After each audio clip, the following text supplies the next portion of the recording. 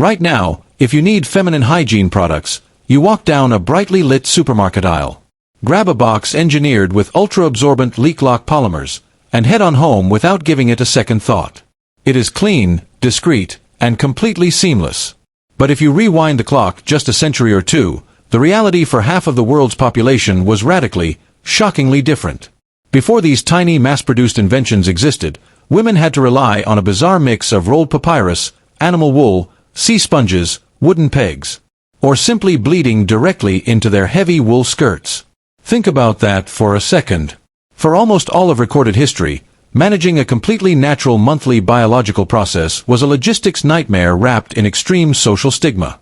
The question is, how did women actually survive this for thousands of years?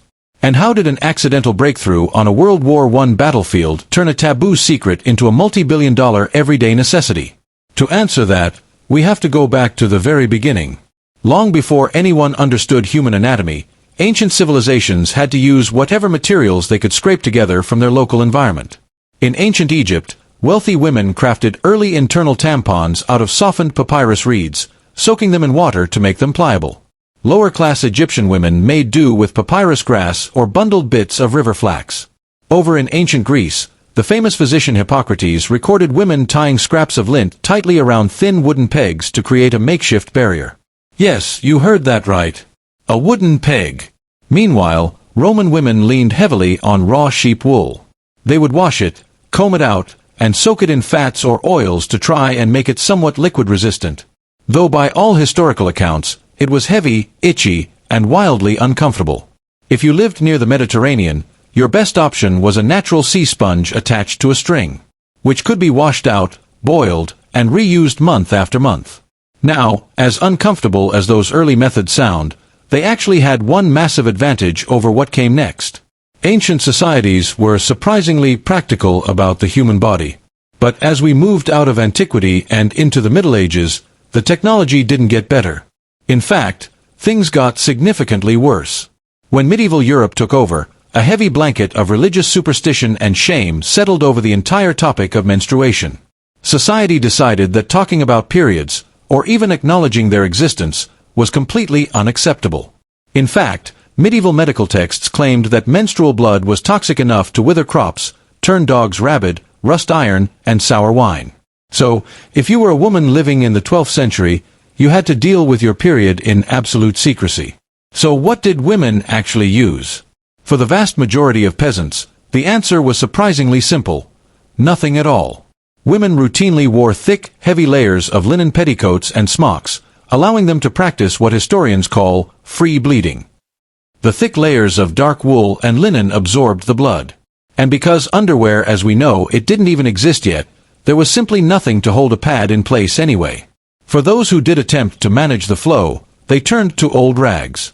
Women would take scrap fabric, fold it into layers, and pin it to a cord tied around their waists.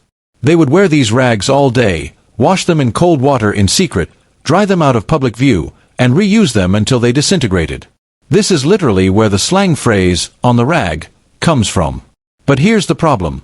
Without modern soap, hot running water, or sterile cotton, wearing damp, reused cloth for days at a time caused terrible chafing, horrific infections, and constant anxiety. And for centuries, this quiet struggle barely changed at all. Fast forward to the 19th century. The Industrial Revolution is in full swing, science is advancing rapidly, and you'd think someone would finally invent a clean, comfortable solution. Well, they tried. But the Victorian era's obsession with modesty turned these inventions into absolute torture devices. By the late 1800s, the first commercial menstrual products hit the market. But they were nothing like what you see today. Enter the sanitary belt. Imagine a heavy harness made of thick elastic straps, metal buckles, and suspenders that wrapped tightly around a woman's waist and thighs. Hanging from this harness was a rubberized pouch designed to hold a giant, washable cloth napkin in place. That sounds unpleasant. It gets worse. Victorian inventors also created the sanitary apron. A long sheet of thick, vulcanized rubber worn under a skirt that extended down to the knees. The idea was that when a woman sat down in public, she wouldn't leave a stain on the furniture. But rubber doesn't breathe. It trapped heat, rubbed skin raw, smelled terrible, and rustled loudly with every single step you took. And buying one was a nightmare in itself. Because society considered menstruation an unspeakable topic, you couldn't just buy a sanitary belt at the store.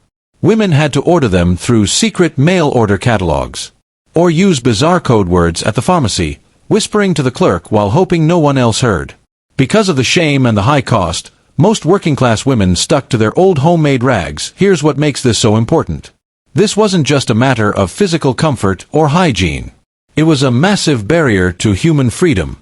As the world industrialized, women were entering the workforce, attending universities, and fighting for the right to vote.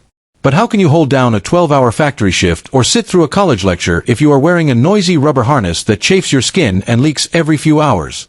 Modern society literally could not function until someone solved this problem. And ironically, the solution didn't come from a medical lab or a fashion house. It came from a World War I military hospital. In 1914, an American company named Kimberly-Clark developed a new material made from processed wood pulp called cotton. It was created to replace surgical cotton, which was in desperate shortage on the battlefields of Europe. Cotton was a game changer. It absorbed liquid 5 times faster than regular cotton and cost a fraction of the price to produce. When field nurses in France started using cotton bandages to treat wounded soldiers, they quickly noticed something extraordinary. This cheap, throwaway material absorbed blood better than anything they had ever used in their personal lives. So, the nurses started secretly repurposing the military bandages for their own monthly cycles. They didn't have to wash them, they didn't have to hide them, and when they were done, they could simply burn them or throw them away. When the war ended in 1918, Kimberly-Clark was left with massive warehouses full of unsold cotton. Remembering what the wartime nurses had done, the executives realized they were sitting on a gold mine.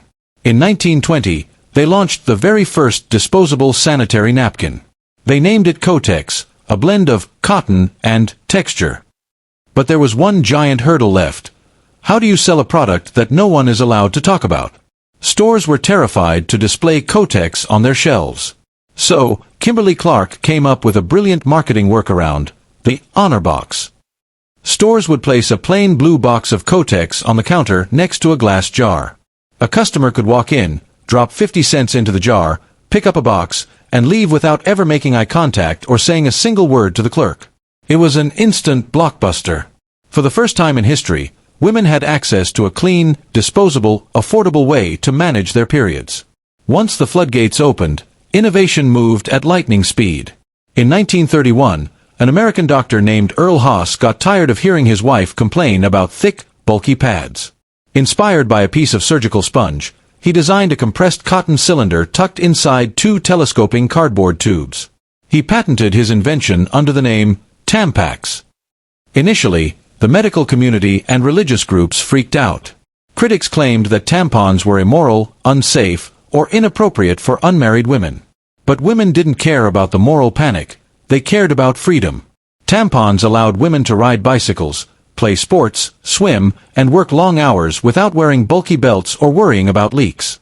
By World War II, when millions of women flooded into defense factories to build airplanes and tanks, tampons became an essential tool for the industrial war effort. Over the next few decades, the nightmare harnesses of the Victorian era vanished completely. In the 1970s, adhesive strips replaced the old belt and clip systems, allowing pads to stick directly to underwear. Chemical engineers developed superabsorbent polymers, tiny grains of powder that turn into a thick gel when wet, allowing a pad thinner than a piece of cardboard to hold massive amounts of liquid. So here's the full picture.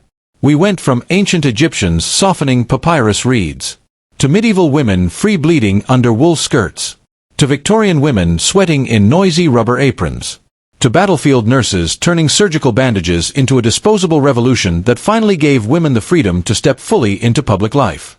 Right now, when you grab a pad or tampon from your bathroom cabinet, you aren't just using a basic hygiene product.